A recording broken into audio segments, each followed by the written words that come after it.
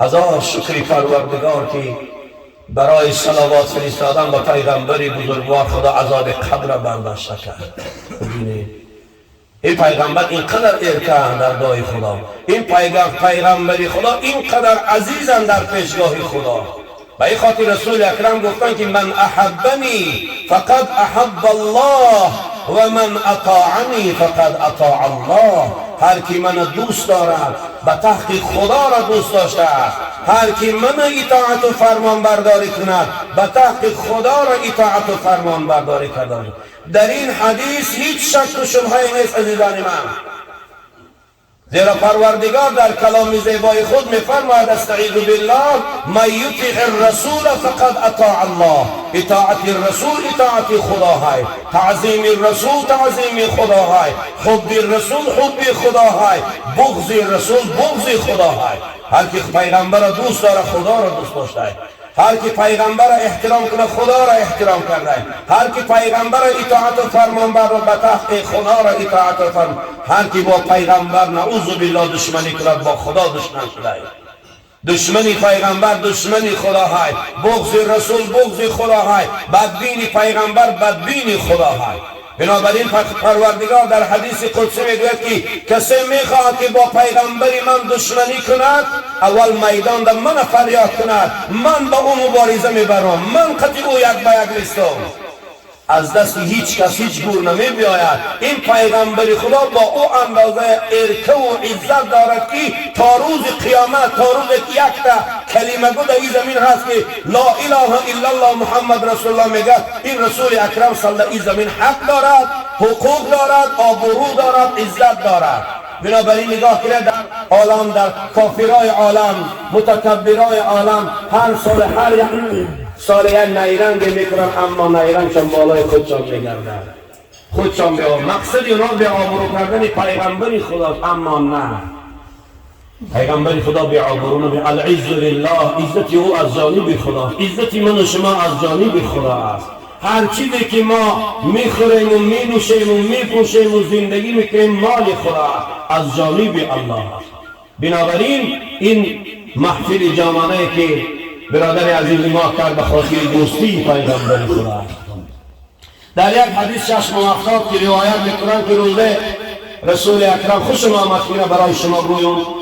روزه رسول اکرم علیه السلام میگه من نشسته بودم که برادر عزیزم جبرائیل آمد نزد من سلام داد، دو دست پیش ادب کرد، من احترام کرد، گفت که یا رسول الله نزد شما برای فهمیدن یک سوال آمدم، میخوام که این سوال از شما پرسم یا رسول الله. پیغمبر خدا گفتن جبرائیل تو ملائکه وحی، تو واسطه بین من و خدایی، تو فرمان خدا رو میبیاری پیش من، آیا هست یگان سخنی که تو نفهمیده باشی که من او را جواب گویم؟ گفتم یا رسول الله در همین سوالی که من میتم این خاص شما است، شما باید جواب گویید. گفت خوب بفرمایید. گفت سوال همین است که پروردگار وقتی که خلق کرد عالم هستی را، تو اول به دنیا آمدی یا من به دنیا آمدم؟ اول تو را خلق کرد یا من خلق کرد؟ کدامی من پیش خلق شدگی هستی؟ پیغمبری بزرگوار یک اندک تبسم کردن و گفتن جبرائیل خدا تو را نگه دارد، پروردگار اول من به دنیا آورد. که جبرائیل گفت یا رسول الله یک بار اندیشه کن، آخر وقتی که خدا من خلق کرده بود غیر من و پروردگار هیچ کس نبود، تو در کجا بودی؟ رسول اکرم گفتن جبرائیل سراسیمه نشو. گفتن عزیزی من وقتی خدا تو را خلق کرد زمین بود؟ گفتی نه نبود یا رسول الله. آسمان بود؟ گفت نه آسمان هم نبود. ستاره و سیاره و کهکشان هیچی نبود. بحر و دریا و اوکیان و اقیانوس هیچی نبود. گیاه و درخت و گل و گلزار هیچی نبود. پس گفت عرش بود؟ گفت بله یا رسول الله که عرش بود. گفت عرش شدید گفت بالای عرش چی بود؟ گفت بالای عرش هیچی نبود. اونه که در یک کنجه که عرش نگاه کردم یک ستاره بارین یک نور می درخشید. ای جبرائیل آخه همون نور نبودم؟ چه خیر؟ گفت خدا از نور خودش اول نوری من خلق کرد و از نور من عرش و زمین و آسمان و کرسی و تر خلق کرد. تا از نور من شدید حضرت جبرئیل از چشماش آب ریخت و آرزو کرد که کاش که منم در دنیا امتی تو میشدم یا رسول الله. ببینید جبرئیل آرزوی امتی کرده، اسرافیل به آرزوی امتی میکند، میکائیل آرزوی امتی محمدی را، اما امتی محمد خودش تا حال نمیدونه که پیغمبرش کیه، تا حال نمیدونه پیغمبرش کی به دنیا آمده، تا حال نمیدونه پیغمبرش بچه کیه، مادرش کیه، باباش کیه، اینو نمیدونه. عزیزان من در قبر سه سوال میشود: من ربک، خدای تو کی؟ و ما دینک، دین چیست؟ نهایتا سوم سوال: و من نبیک، پیغمبرت کیست؟ وقتی پیغمبرت کیست گفتند باید ما جواب مفید دیه. پیغمبرم محمد مصطفی صلی الله علیه و سلم ابن عبدالله ابن عبدالمطلب است. چه خیلی که نماز فرض است برادران، روزه فرض است، زکات، حج فرض است، دانستن تاریخ رسول اکرم پشت پیغمبر تا بابای پدریش و بابای مادرش فرض عین است. امروز ما تولد پدرمان رو میدانیم، تولد مادر میدانیم، تولد زن میدانیم، تولد بچه هامان میدانیم، تولد کیلین دخترانمان میدانیم، مع الاسف تا او قدر مرده شده این تولد پیغمبرمان نمیدانیم. این عین بیناموسی است.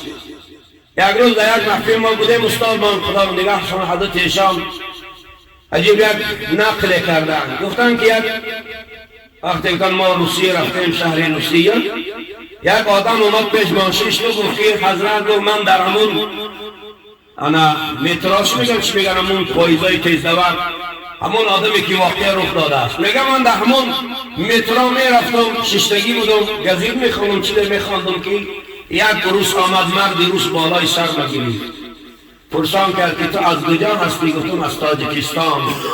مسلمانی؟ گفتم الحمدلله مسلمانم، خدا را شکر. پیغمبرت کی است؟ گفتم محمد مصطفی صلی الله علیه و سلم. این پیغمبری تو کی تولد شده است؟ میگن که حیران ماندم.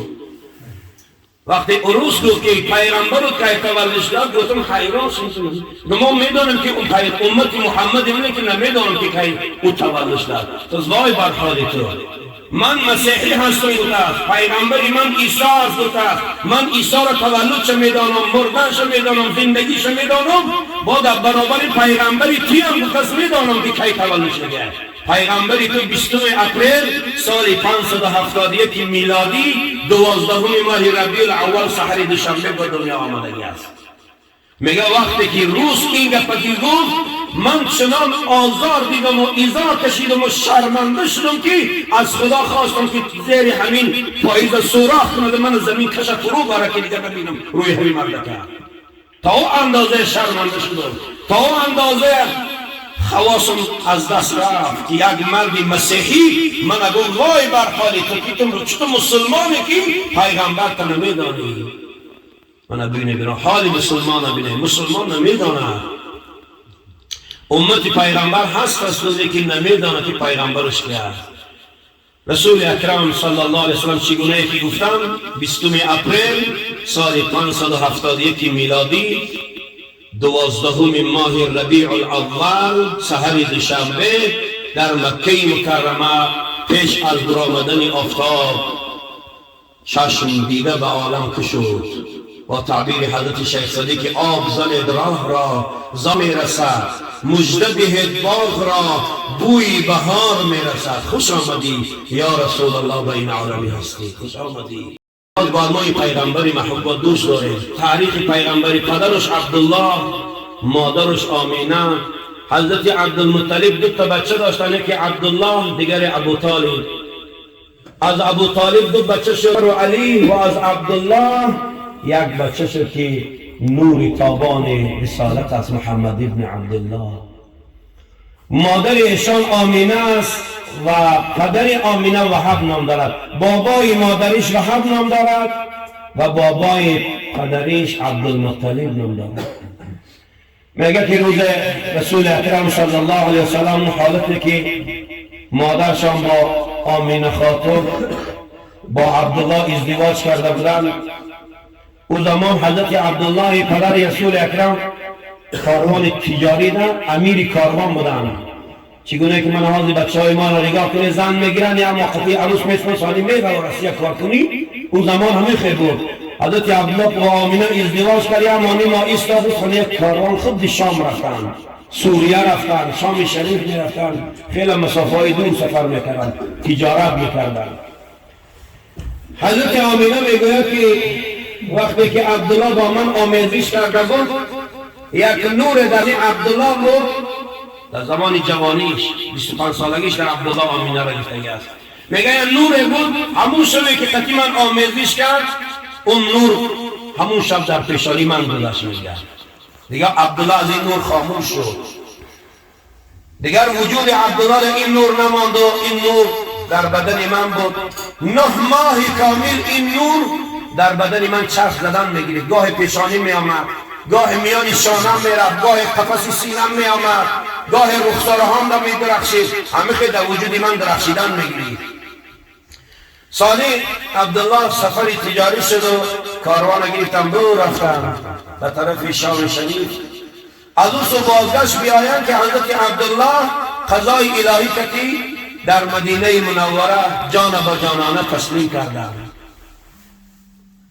کاروان آمد، شتر عبدالله پدر رسول اکرم صلی الله علیه وسلم در مکه مکرمه رسید.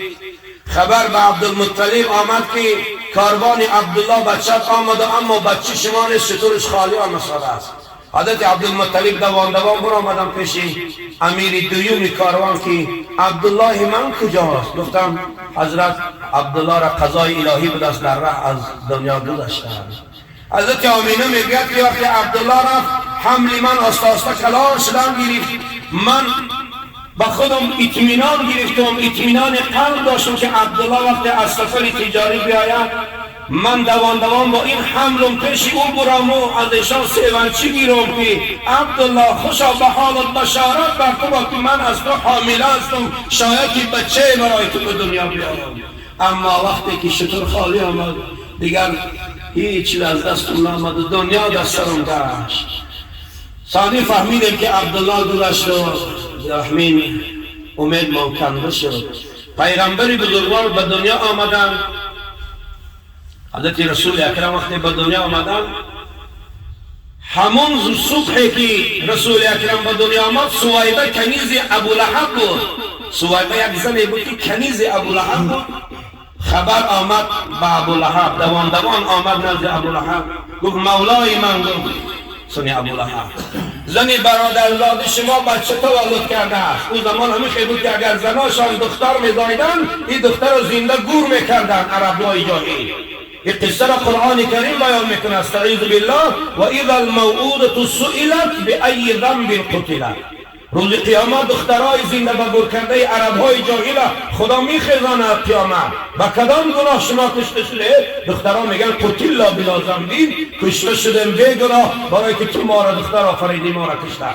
آن ناموسی کافرایی بود که این کلام نشد ایره هرگز به زنی میگیره یا نفقش از بیجا میابد. گفته اونا نمیدانستن که رازقی تمام موجودات زنده پروردگار است. بزرگان اسلام میگویند غمی روزی مخور بر هم مزن اوراق دفتر را که پیش از طفل خالق پر کند پیستان مادر را. او خالقی که در جان عدم هستیم یگان نام و نشان درمان است. پیش از آن که مادرمان ما را بیزاید اول پیستانهای مادر را پر شیر میکند، سالی بعد کودک به دنیا میارد. زیرا الله میداند که کودک تولد شود نان خایده نمیتواند، خربزه خورده نمیتواند، گوشت خورده نمیتواند. اول غذای کودک در این پیستانهای شیرین مادر، شیر مادر از تراوشهای خون جیگر است، تیار میکند و سالی بعد کودک میاد.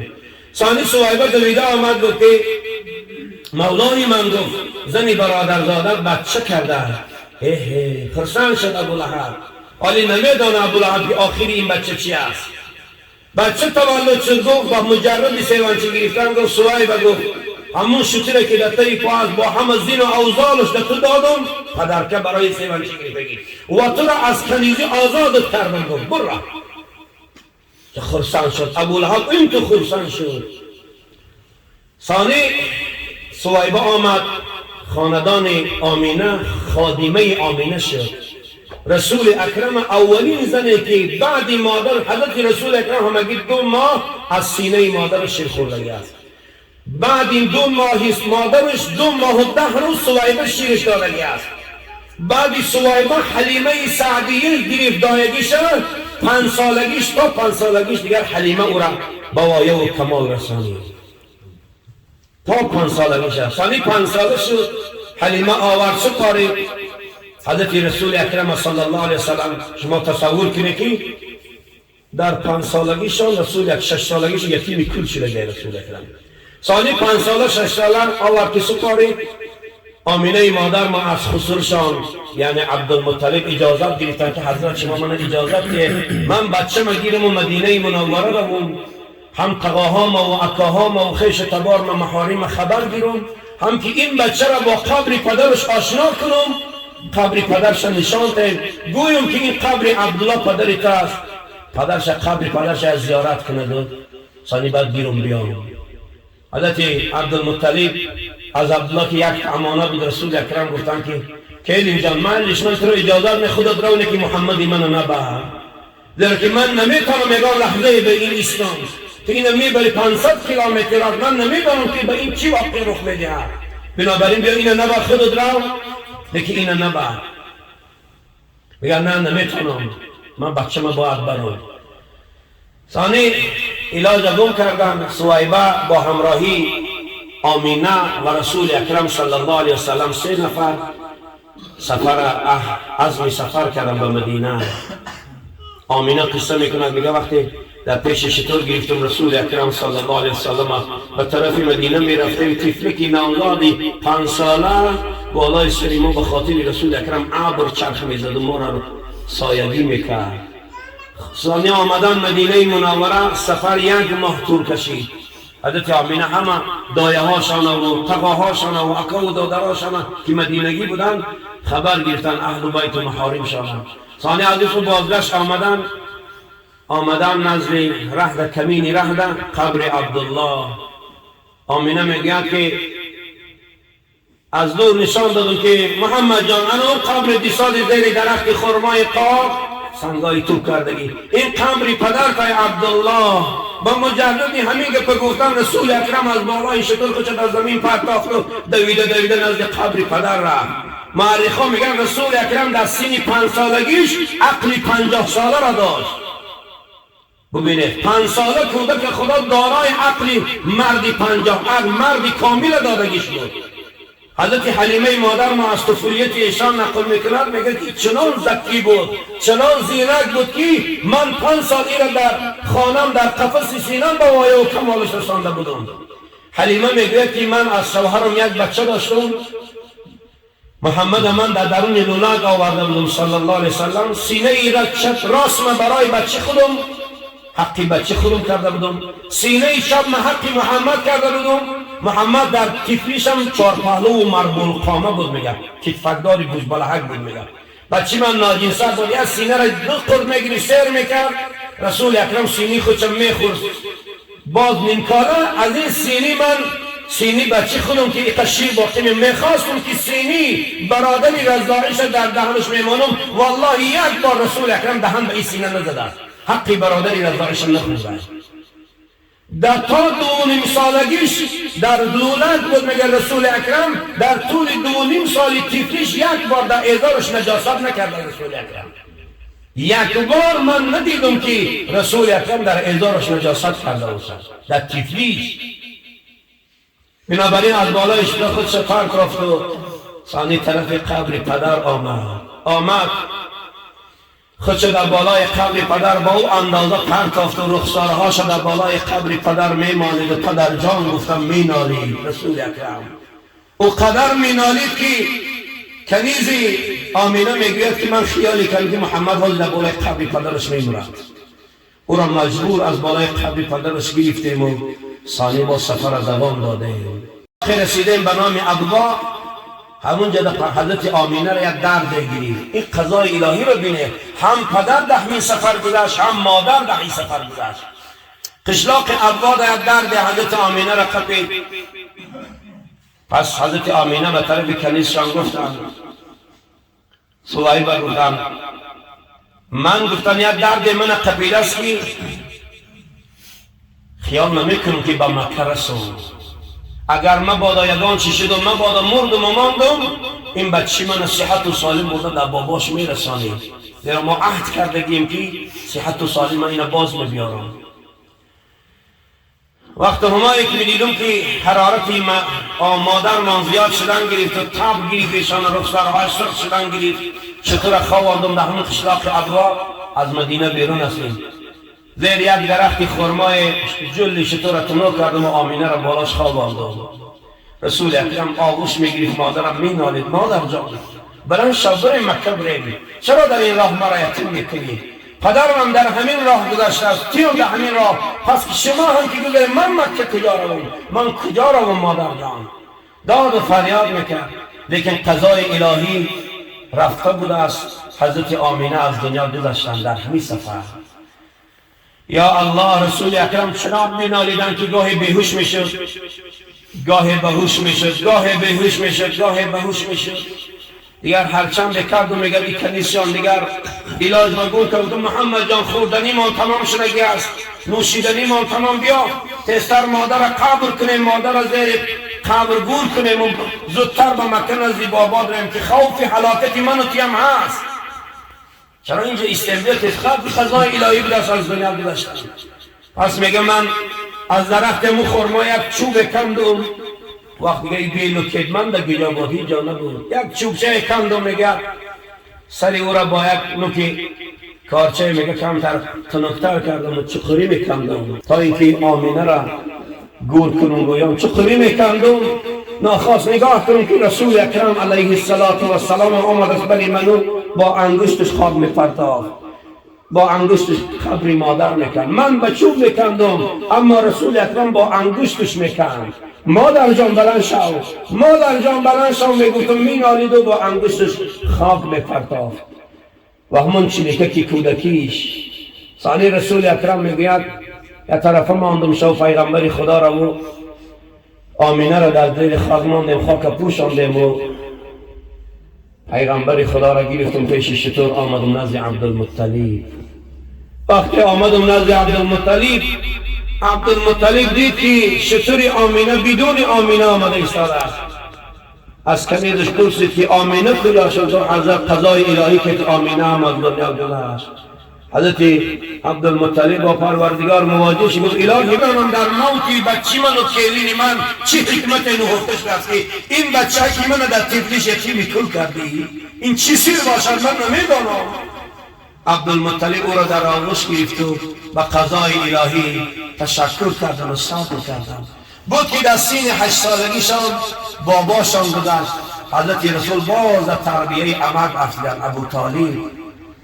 ثانی یک مدت در تربیه ابو طالب بودن. در سین 20 سال 25 سالگیشان ایشان ازدواج کردن با خدیجه الکبری و در سین 40 سالگیشان علاقه رسالت پیغمبری را قبول کردند و در سین 63 سالگیشان باز در ماه ربیع الاول تولد ایشان در اولی بهار ماه اپریل بود، 12 ماه ربیع الاول. اما مرگ ایشان آمد باز در ماه ربیع الاول در آخری بهار در ماه ایون شد. انا لله و انا الیه راجعون. خدا رحمت کند رسول اکرم و از شفاعت ایشان همه ما و شما را خدا نصیب گرداند. فردای قیامت همه ما و شما را و گذشته های ما و شما را و خصوصا نشان داملا محمد سفر با همراهی اهل و بیت فرزنداش زیر لوای پیغمبر بزرگوار محشور داد.